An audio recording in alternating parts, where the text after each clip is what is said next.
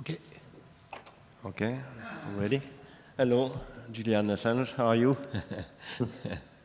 Very pleased. Hello. Very pleased to see you. Thank you very much for giving us your time. Well, I will tell you some. I will ask you some questions. We discussed with Renata Avila, as you know, about it. And first, I would like to say that here in the Institute for Research and Innovation, in the Centre Pompidou, we are very deeply interested in the question of archives, and we are also mobilizing sometimes the concept of Michel Foucault concerning archaeology. And we wanted to ask you first, what is, in your idea, the future of our past and the role of the web on it? Okay, so I'll just give some small thoughts, but I hope we have a lot of interaction with the audience, because it can be quite, well, otherwise it looks like I am talking to a TV for me, and it looks like the same thing for the audience. You can go a bit mad if you're just talking to a screen for 3 years. So I want people to talk back.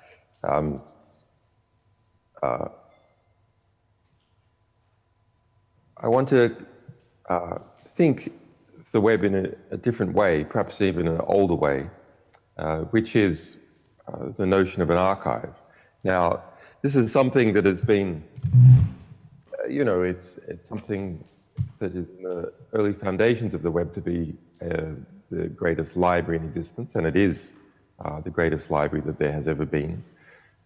But when we go back and look at the role of historical archives, when we go back and look at the role of archives in history, we can understand what is best about the internet in some ways, and also what is missing.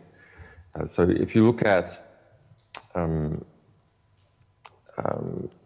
Rousseau's encyclopedia and the desire to build up this encyclopedia and the fights that were over its content, or if you look at the archives in Poland post the Warsaw Pact and desire to protect their content, so we look at the Stasi archives in Germany run by the BSTU and the desire to remove parts of those archives. Stasi archives are an interesting case in point, that after the fall of East Germany, American intelligence teams very quickly went into those archives and started to loot them. The Stasi tried to destroy and shred parts of them, and civil activists tried to protect parts of them. And then there was a long fight as to what would be public, what would be private, and so on, resulting in, and even now actually, we publish quite a bit on this,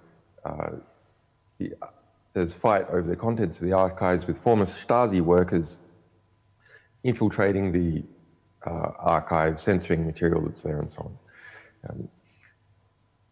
The question is, can the internet now be a proper archive? It's a very interesting and deep question, and the answer so far, it seems, is no, that it is not a proper archive. What do we mean by proper archive? An archive that holds an archive of information about a particular subject or many subjects that is pristine. So it has original records that are not interfered with, that there's some mechanism to tell whether they have been interfered with, that the readers are not kept from that material. So WikiLeaks has tried to be that archive for the hardest case. So for the material that is most likely to be interfered with and most likely to be censored. And they developed an idea that it is precisely this material that is most likely to have a societal impact. That the degree of funding or resources put into censoring an archive corresponds to a perception that the archive will affect those groups, hence stimulating them to change it.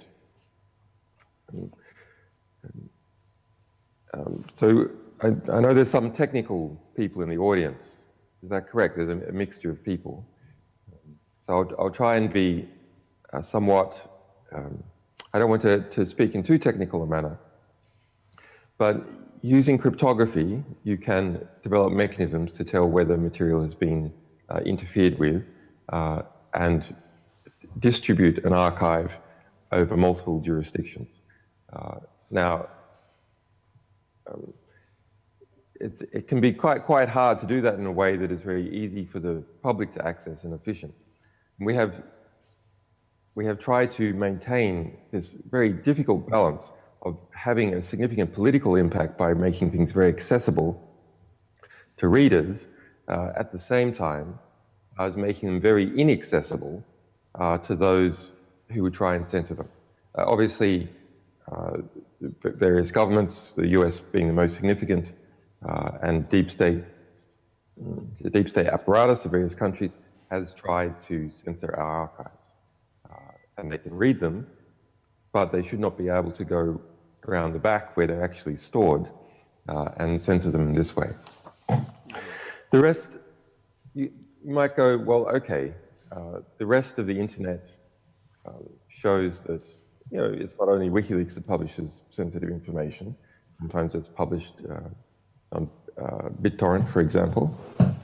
And doesn't that make an equivalent to show that, well, actually you can publish this sort of information elsewhere? Unfortunately, the answer so far is no, you can't. While you can publish it for a limited amount of time, in some places, it is for a limited period of time. And eventually it decays. And that means there's no proper intellectual continual reference you can have to portions of the archive. So if you just think about citations, for example, that you can't properly cite the material in a consistent manner, the citation reference, what the citation references disappears over time, and you can't go and look up the citation because the material itself has disappeared. So I think the internet, in not being yet a proper archive, means that its true impact is significantly limited. And for WikiLeaks in fighting to be that archive, now we have more than 10 million publications where the URLs do not change. They're consistent across time for the last 9 years. That the material is fresh, you know, that it's fresh enough to be politically relevant. We also have material going back as far as 42 years. So it provides a kind of primary source perspective on the development of the world in the last 42 years, at least as far as the United States has interacted with the rest of the world. And these key archive properties, we are trying to uphold as an example for others to follow. Now, not many others are actually following this example. There's a bit of work done by some other journalists in trying to get hold of material from sources in a way that the sources are not exposed. Some of that work's okay, some of it's not very good, but there's a failure of conception in the importance of, once you have a piece of human knowledge, how to preserve that information and keep it in a consistent form where it forms part of the common intellectual record of mankind that can be cited and discussed and referenced as time goes by. I want to give you some examples of why that is important. Let's look at the recent attacks in Paris. One of the guns involved was an M98. That's a shortened AK-47, a short AK-47. The serial number was tracked down about a week ago, and it is registered to Century Arms, which is an arms company in Florida. The gun itself was manufactured by a large Serbian arms company. Now, it has various forms of export controls and so on that it has to obey. It shipped a batch to the United States, to Century Arms. Whenever you export arms legally, there's a tracking of the shipment. So there's no registration of it being exported from the United States, say to Sudan, or to a country near Syria, or for that matter, a country near France. There's no record of that export. Century Arms is very well documented in our archive. It's an arms company that previously people did not find to be interesting. And the characters in it who deal with it were not previously viewed, not in the last few years, viewed to be interesting or important. But suddenly they have become important. And we look back and we see that Century Arms has been smuggling arms to various terror groups over a number of years, US-backed terror groups. So, for example, in the early 2000s, according to our records, it smuggled more than 3,000 AK-47s to the AUC. The AUC is a right-wing terror group in Colombia that killed, in the 2000s, killed the most number of people and kidnapped the most number of people. You've probably heard about the FARC, the F-A-R-C. Actually, the AUC has kidnapped more people and killed more people than the FARC. But because it's on the right, the United States and Great Britain don't tend to talk about it so much. The person involved is Ari Ziegler, a former Israeli commando who's been a middleman for Century Arms in acquiring arms and selling arms to a variety of places. Okay, so that comes out of our diplomatic cables. Now, there's another connection, this time to Italy. It comes out of a previous publication we did of 1 million documents from Hacking Team. And Hacking Team is a spyware manufacturer in Italy, sold to 40 different governments, including Great Britain, Australia, and Ecuador. And it is used to hack people's mobile phones and so on. So Ari Ziegler also appears in Hacking Team. And what's he doing in our Hacking Team archive? Well, he has become a sales agent for Hacking Team in relation to Latin America. So here's something remarkable, that someone has gone from a 20-year business as being an arms dealer, arms smuggler, working for Century Arms, and crossed over without much of a blink to working for Hacking Team, which means becoming a cyber arms dealer. So this question about whether conventional arms, this question about whether spyware and malware should probably be looked at in terms of, are they in fact cyber arms? Does that concept make any sense?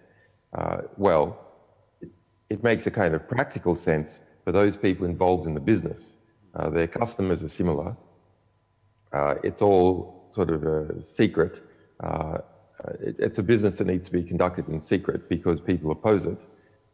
And therefore you have characters like Ari Ziegler is able to cross over from being involved in working for the DEA and smuggling arms and selling arms and buying arms across Latin America, straight over to selling cyber arms for the European Italian company Hacking Team.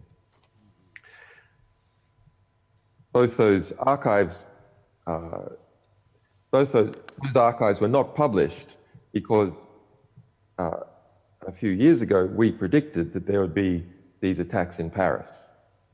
They were published because we understood the value of publishing complete archives. And I want to compare this to the traditional press, which never would have published this material. It would have taken its traditional economic position, which comes from the publication of newspapers, which is you just publish some story at the moment that you think can attract attention, and that way you can sell readers to advertisers. It's quite a different conceptual frame for the business of producing information. But when you publish complete, pristine archives, you are publishing the evidence of how mankind actually behaves. And sometimes people are interested in that evidence at the moment. But as mankind shifts its behavior and is involved in different events, elements of the previous record of its behavior and the people involved suddenly become relevant again. Looking at that Century Arms story, we did not find that story first in our archives. It was a reader who found it, and just tweeted, "Hey, look what I found about this Century Arms. It's there in WikiLeaks with the American government discussing its operations." And then, of course, then other journalists and so on were attracted to it, and perhaps now police investigators, maybe historians as well. So there's many examples of that kind of thing going on. Another example, the case of El Masri, a German citizen, kidnapped by the CIA, renditioned into Afghanistan, into a black site, tortured, waterboarded, and then they discovered they had mistaken the name. Completely innocent. He was then dumped on the streets of Albania by the CIA to try and make his story seem as incredible as possible. Was taken to the European Court of Human Rights, and the judgment cited 6 of our publications. Once again, when we published those, we weren't publishing about the El Masri case. We didn't know about the El Masri case when we published them, but we understood the value of archives. When you describe human power, power tends to be in some ways consistent over time. And the same people, the same characters, the same events keep cropping up over time. And the judgment was won for El Masri. Anyway, many other events like that. Thank you very much, Julian. Maybe you could say a little bit more about what has WikiLeaks revealed about surveillance in France in general. Could you say something about that? Okay.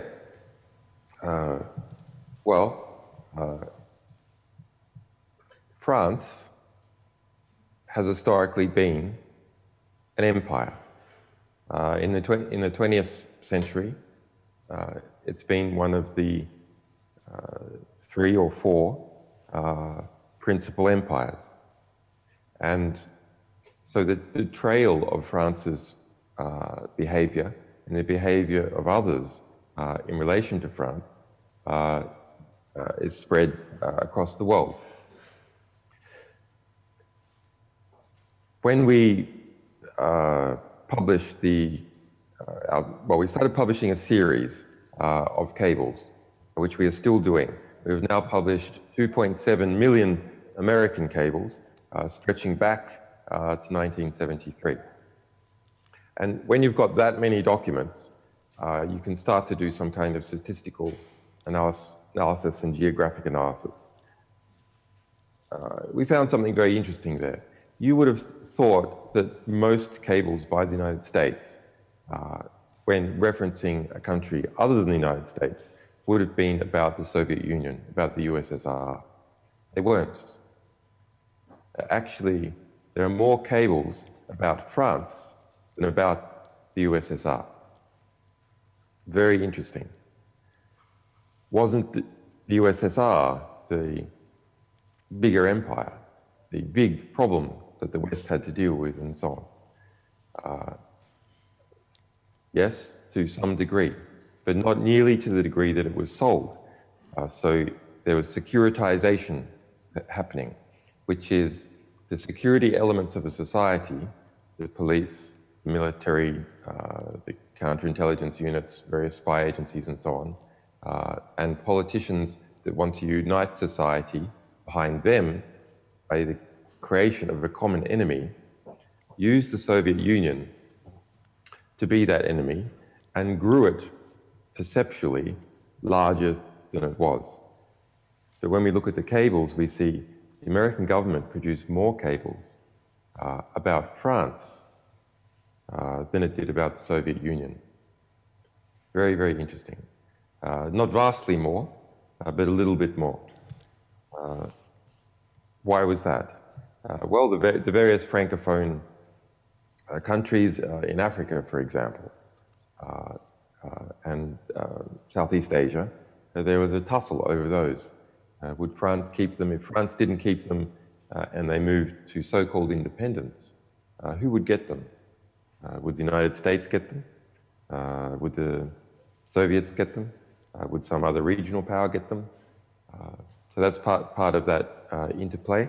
And France has been quite active on the diplomatic scene in other areas. So the US has been involved in this back and forth with France as an empire. Okay. Now, if we move up to more recent times, well, I mean, many of you will know that the documents we published this year about France, about spying on Sarkozy, Chirac, and so on, are very important. Much more important to my mind than the spying on the presidencies, the economic spying on the key economic advisor positions within the French government, is the policy, is the spying information from the National Security Agency that we published in relation to spying on French companies. That's the best spying publication in relation to the United States that has been made. Why do I say that? Because we published not merely that the spying occurred, which isn't published that often. For example, most of the Edward Snowden material that has been published talks about the methods of spying. We published proof that spying occurred. We published the internal policy, not within the National Security Agency, but within the Director of National Intelligence, above the National Security Agency, the deep state of the United States as a whole, its policy of collecting every single French negotiation and French contract valued above $200 million. So this is a formalized policy that wherever France is involved and its companies in securing deals at more than $200 million, that information is to be collected, and it's to be collected in a number of different industrial sectors, including drugs, healthcare, technical systems, solar energy, and so on. Not simply about contracts for weapons sales, say, not simply contracts for oil sales, but contracts that have to do with any form of perhaps profitable technology that might compete with American companies. So that's something that all French companies need to understand is happening to them, and there's a formalized policy to do it. And yeah, quite a number of those publications, and also the intercepts of the French cabinet and Hollande talking about a number of matters. That's quite interesting for a number of reasons. It's not simply that the US is doing it, that the US has been, aggressively spying. It is that the French government speaks in this particular way, and that the US is interested enough in those particular conversations, for example, conversations about the Eurogroup, that it can digest and understand those conversations, even though they're about complex economic matters, and pass them up. It chooses to pass them up to the executive layer in the United States.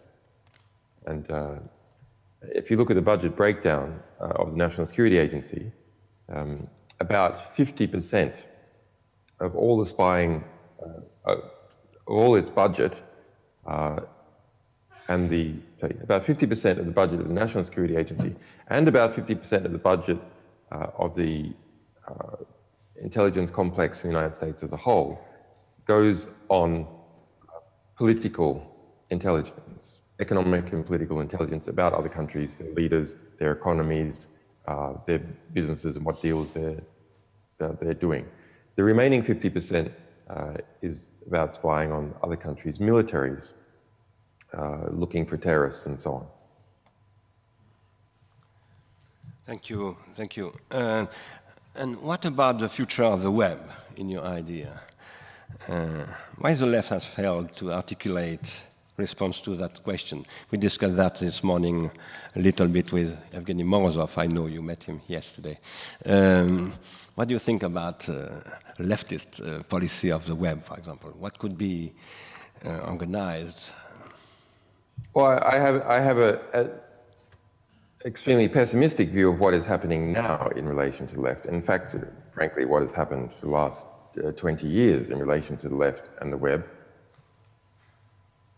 It is changing a little bit. Just maybe the last 6 months, there's a little glimmer of something. But if we go back and look at the left vision in the United Kingdom, in the Eastern European states, in the Soviet Union, it included industrialization and it included bringing the fruits of technology to mankind. A forward-looking vision of harnessing the power of technology for humanity. And the development of technology was a leading component of that. And the desire by left-wing states to demonstrate very conspicuously, sometimes there was a bit of false advertising, but to demonstrate to the public and to the world that they were developing technology. The European left has abandoned technology, and it seems to be that it is viewed that technology is mostly owned by capital, and as a result, technology is something that is associated with the enemy and associated with the forces of inequality, and therefore technology itself is something to be opposed. That's an interesting point. Perhaps it is true. Perhaps it is true that the march of technology and the domination of technique is something that will lead inexorably to extreme inequality. That's possible.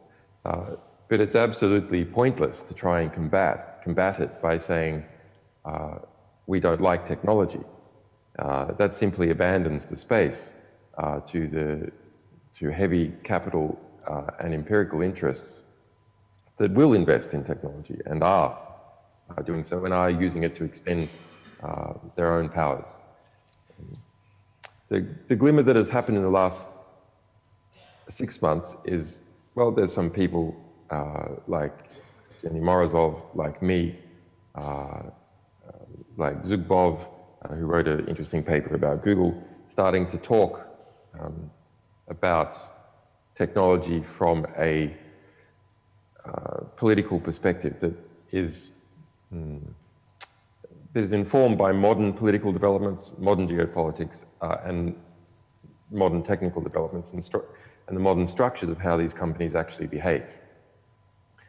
A lot of the philosophical critique that there has been of technology, I don't think is that modern. There's some quite interesting publications in the 1970s and obscured publications occurring the whole time in Italy and France, but I don't think those there has been a modern critique that's usable in a practical sense by movements or by politicians or by educators, or in fact by technicians. Okay, so if we also should understand that young people are very interested in technology. So why is that? Well, technology is the leading edge of the new places that the world is going. And if you're young, your comparative disadvantage compared to old people is that you don't have control of components of the world yet. Your comparative advantage is that your mind is free to learn about parts of the world that are still developing. And so this is why young people have an instinct to understand where the world is going, and therefore to understand technology, because then they'll understand something that older people do not understand. And this will give them a comparative advantage. This seems to be an instinct. This is not just a kind of cultural behavior. It is an instinct in young people to become skilled at some new device that other people are not skilled in. And therefore, when the left abandons an understanding of the development of technology and abandons technology itself, it also abandons the young. Yeah. And any political project that abandons the young is doomed, absolutely doomed to failure. Thank you very much. I completely agree with what you say. Really, thank you very much. And I would like to tell you that here at the Institute for Research and Innovation, we try to develop a theory that we call general organology, where we try to show that actually the question of techniques, not only technology, is at the beginning of the process of hominization, of the development of the human species.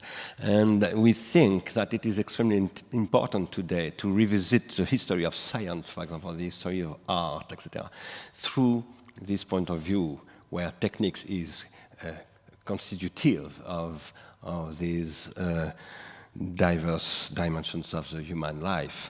So I completely agree with what you said, and I hope we will continue this discussion later somewhere else, because it was extremely clear what you said, and I completely follow you. Now, if you agree, we could open a discussion with the audience. Do you agree for that? I do. Just one more comment. Yeah. On homogenization.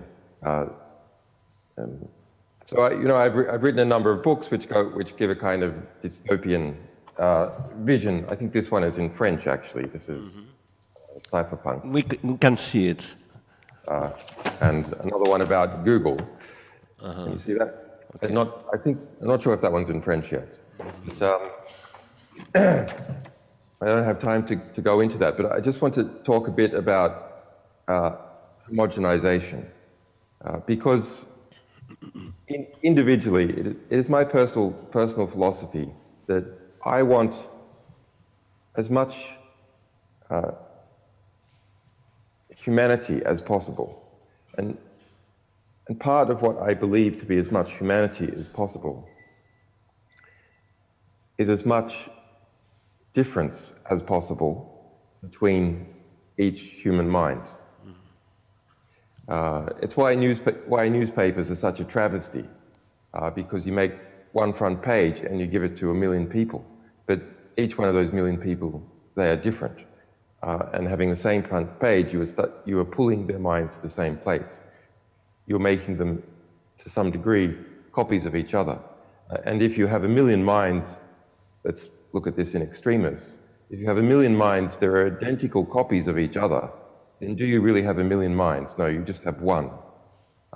And so if you killed all but one, you would still have that one mind. And therefore, to make people similar to each other is to, in some sense, to kill them, is in some sense to murder the intellectual variety and emotional variety of individuals by making them the same. And so therefore, I think as a moral imperative, we need to make people as different as possible to each other and support that difference. And so you have a question about the internet. Does the internet make people more similar to each other, or does it make space where they can exacerbate their differences in a positive way? And the naive assumption is that it makes people more homogenous. And we do actually see that in a variety of ways. So you take the whole world, each person, and you stitch them together. You link them all together, and then you start flowing information around between all these people. What do you think will happen? Well, the information that is the best at flowing is going to spread from some people to other people. Another way of saying it is those people who have the most influence and the most power are going to spread their information into the heads of others. Perhaps dominant languages will become even more dominant and so on. And we have seen some of that. But we have also seen precisely the opposite. And that's a very unexpected effect. That is, when you connect everyone to everyone else, and everyone can talk to everyone else, who do people actually choose to talk to? It seems that they choose to talk to people that they more or less were going to talk to anyway. And so a different kind of homogenization can occur, one that has political significance. To give you an example, Scotland has become more Scottish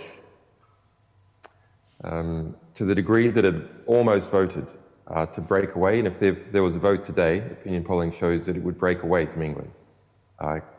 Catalonia has become more Catalan.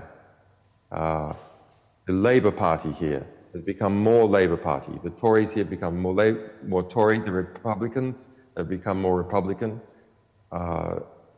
And minority languages that were in the process of being wiped out are now starting to re-establish. Welsh, for example.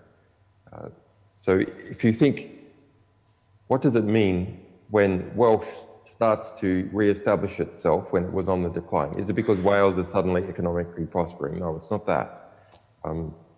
It's that the internet has provided a critical mass of communication that permits people writing in Welsh to speak to other people reading in Welsh.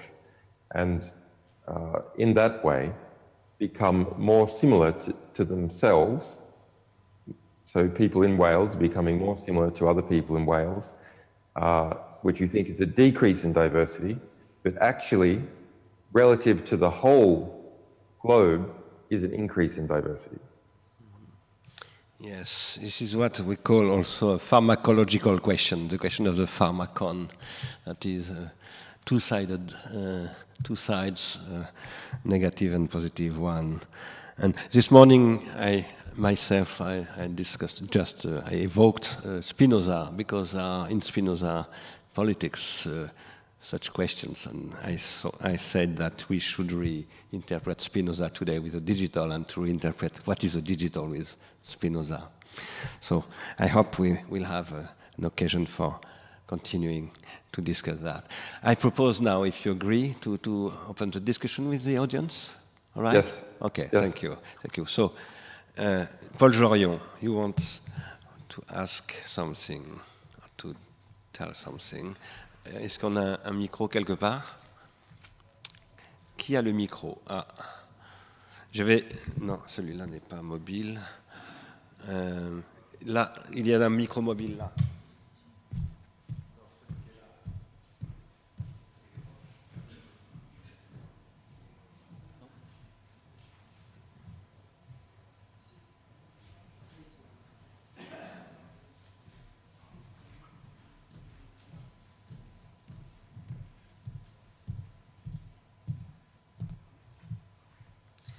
This is Paul Jorion. We'll ask something to you. He's an anthropologist, an economist, and mathematician.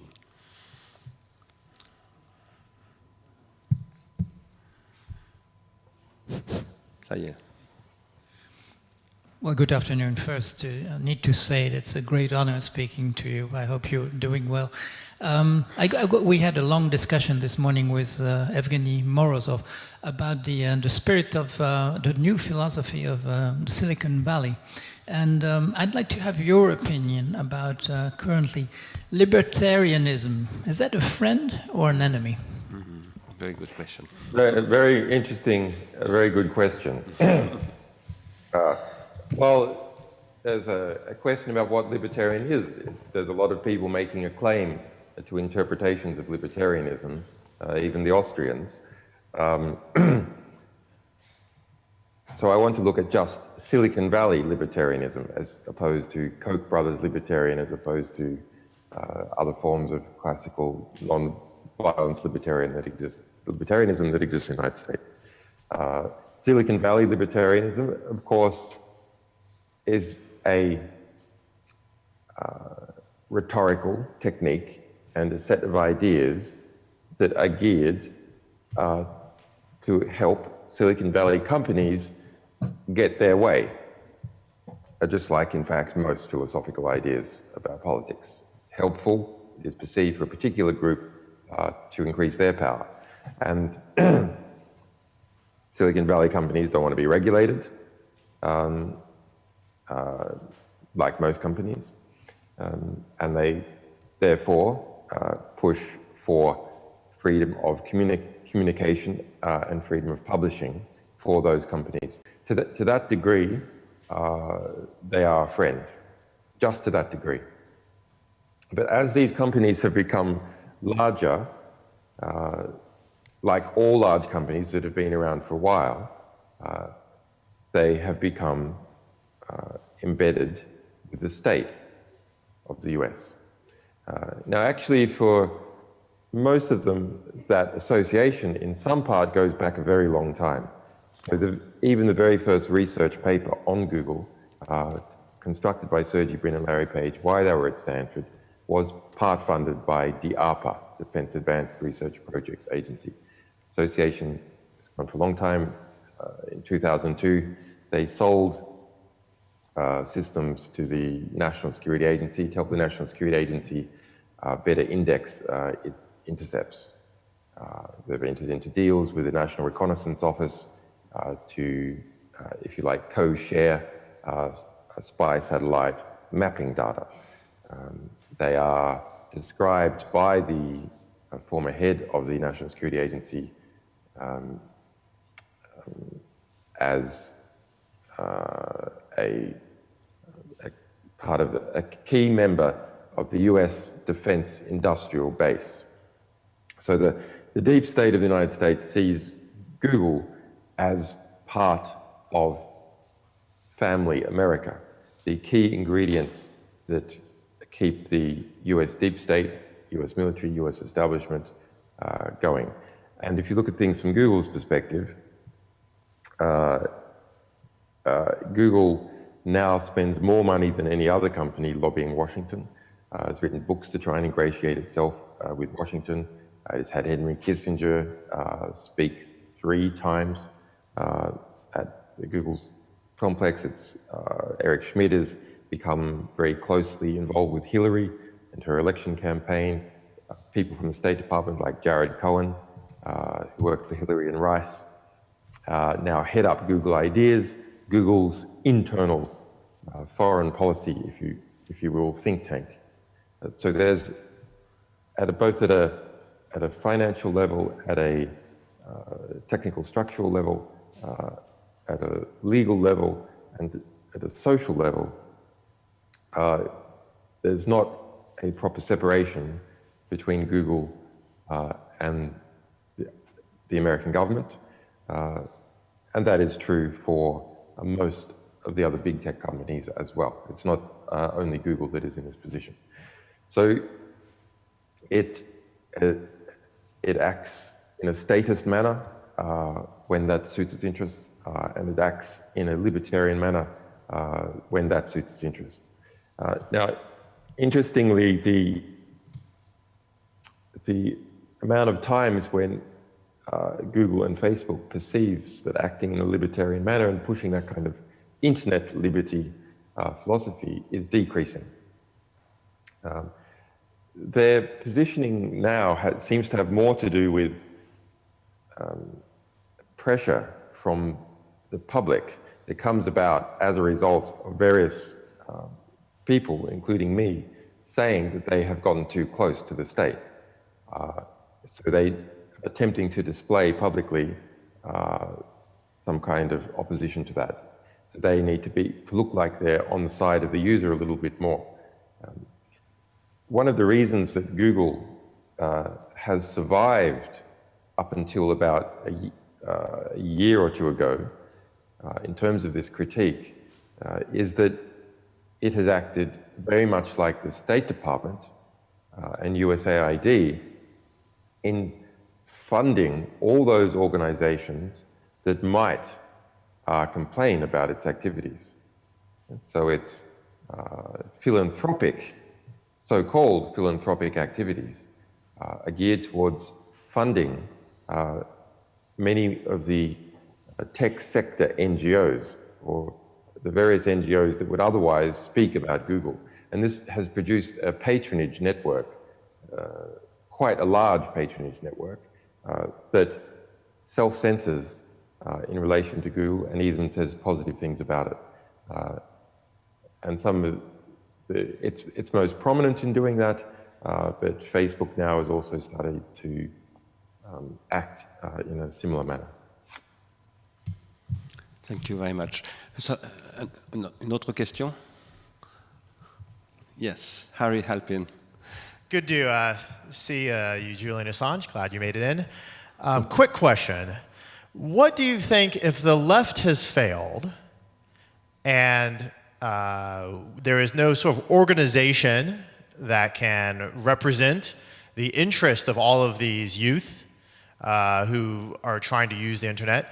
What do you think the future of organization is for people who want to just not simply be enslaved by Silicon Valley or to see crisis? Is there a new kind of organization that is necessary? And what is the future of WikiLeaks in this regard?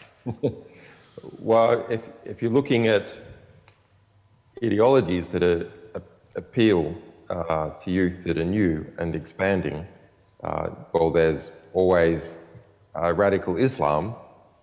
So I find it very interesting that we have on the one hand these extremities of statism and sort of corrupt libertarianism, an abandonment by the left, and then Islam as an ideological movement that is expanding.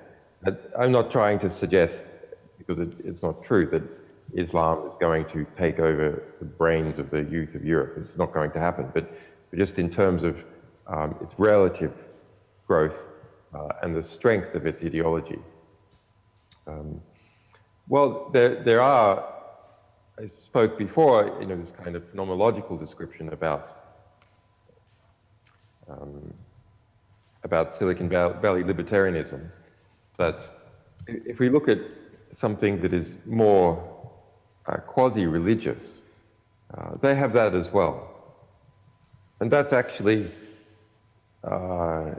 maybe the most frightening thing about it, that a lot of the engineers and top managers and even some of the leadership are probably Larry Page, I'm not certain, but a number of his statements being very close to this sort of philosophy. He's probably aware enough that he needs to know that he has to hold his tongue about revealing it completely. But it is the dream of the Silicon Valley people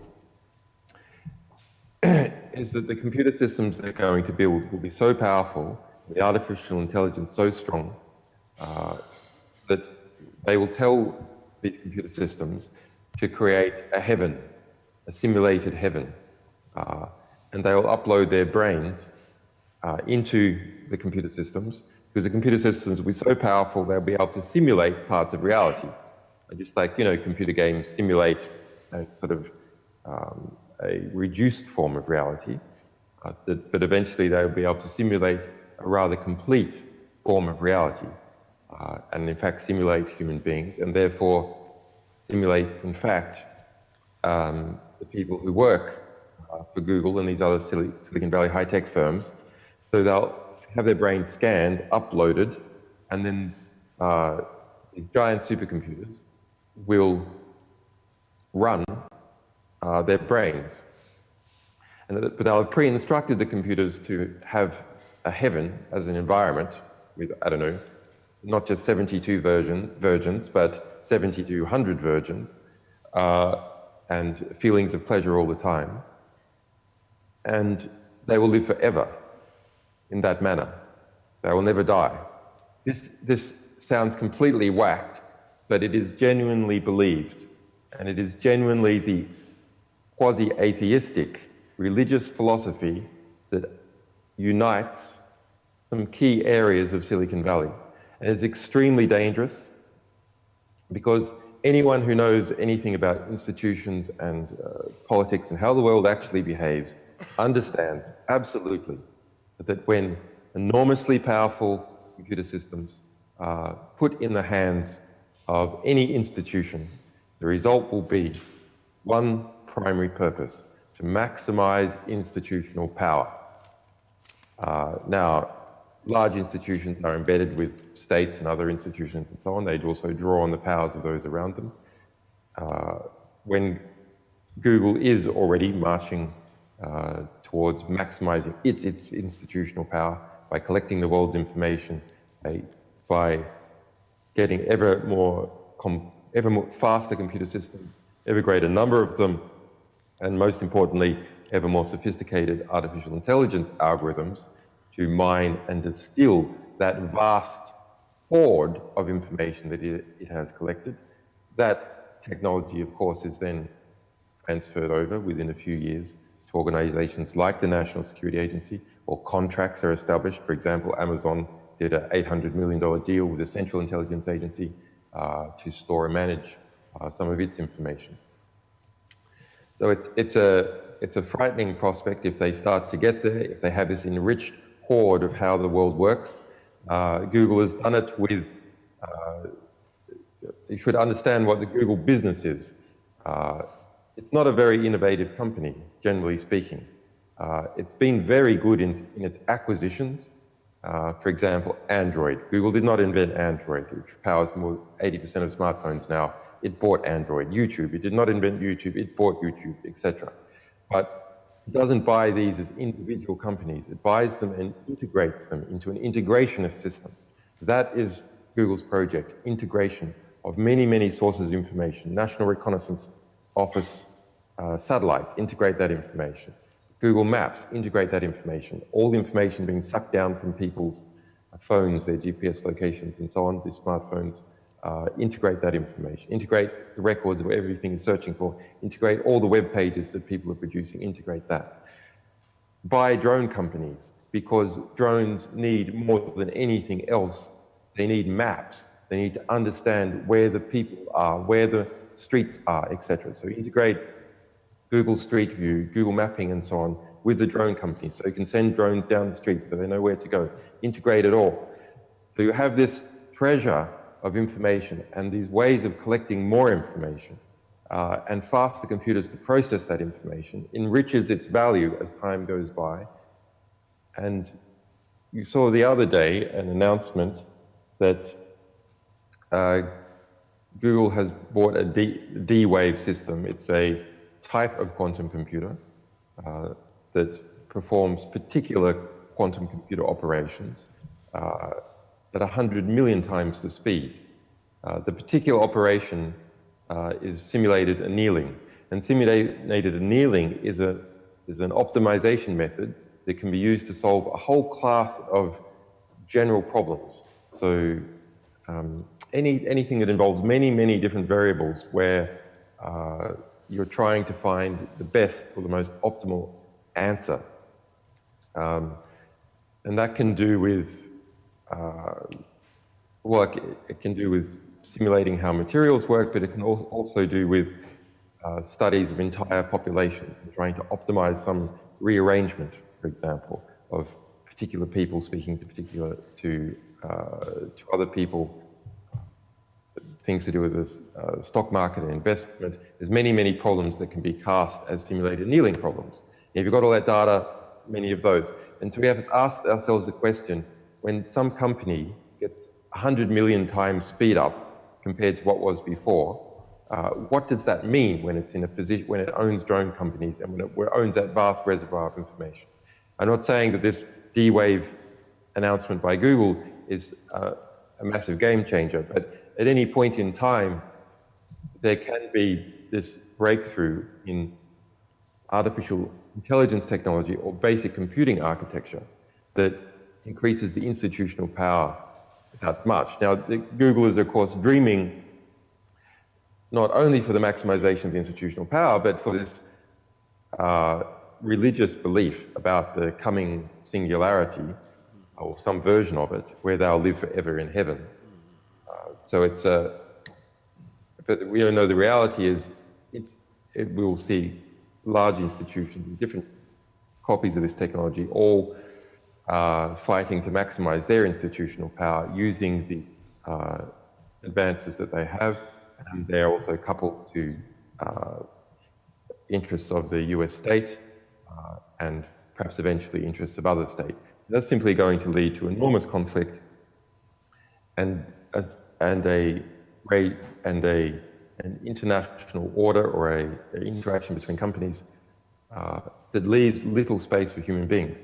I find it amazing, a constant source of amazement that economists talk about consumers and political philosophers talk about consumers or individuals, and the whole point of production is consumption. It's just complete fantasy. Business-to-business market, business-to-business trades, in many areas, and maybe even now in absolute terms, exceed consumption by individuals. There's no need to have human beings in this economic equation. The number of human beings needed for this economic equation is gradually reducing. And of course, that's going to lead to all sorts of long-term effects in terms of wealth inequality and so on, because you have a smaller number of human beings controlling these large companies and the wealth going to those. But greater automation means simply less human eyes on the process as time goes by. There's just no need whatsoever, eventually, for human beings to be in control of these companies at all. It's a fanciful notion that human beings are the end purchasers. There's no need for them to be in this network whatsoever. Thank you very much, Julian. Une dernière question, si you agree for one more question? Yes? Sure. Okay, thank you. Thank you very much. It will be the last one because we have to continue after with Christian Fauré. Jean-Claude Anglebert. Yes, good afternoon. Can you hear me? Thank you for being with us, and thank you in general. You mentioned the fact that by abandoning technology, left has also abandoned the use. From where you are, what do you see as sources for hope in this respect? Do you see any movement, any people in the left starting to think about this? Yeah, just over, I mean, the last 2 years, but accelerating to the last 6 months maybe, I am starting to see this. Interestingly, Evgeny Morozov, quite independently to me, has been coming to a similar position. Maybe Harry Halpin has been coming to a similar position. There are a number of people almost independently coming to a similar position, and we've been starting to find each other. And so I'm quite sure that, well, now I found Bernard, that there are a number of people thinking about this, not so many people publishing about it yet, perhaps even few talking to large audiences about it, but there's an annealing process, annealing process going on, where we're finding each other and learning from each other. That is accelerating right now. This talk is obviously part of that. So I do have some hopes, but it's very small at the moment. It's possible that generational change within the left, but I don't want to say exclusively left. I don't think this is, it's sometimes a bit hard to define the left these days, whether this is a left or right issue, in fact, as opposed to simply a human issue. But I think that slow generational change in people who occupy philosophically influential positions and politically influential positions is leading at least to a circumstance where you have some of the players are familiar to a degree with technology, so that their minds are easier to open up to this problem. So perhaps that is what we are seeing now. There is another possibility. You know, whenever you see, for example, say there's a large mobilization in the street, do you say, look how organized people are getting, they're becoming politically conscious about their condition, and this is what has led to the mobilization. And so it's an optimistic sign.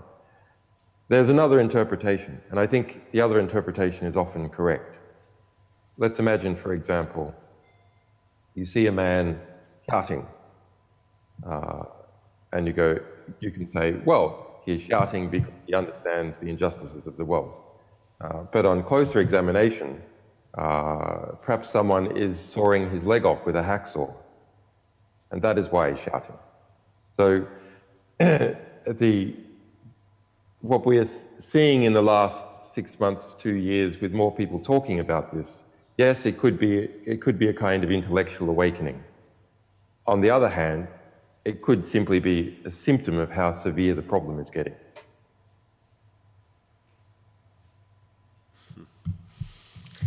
Thank you, Julian. Thank you very much. And it was really a great chance to discuss. I have to say on this kind of, you know, I like to be a realist about things. When you investigate how institutions and people and deep states and so on behave for so long, you see a kind of how things work, and how things work is often pretty nasty.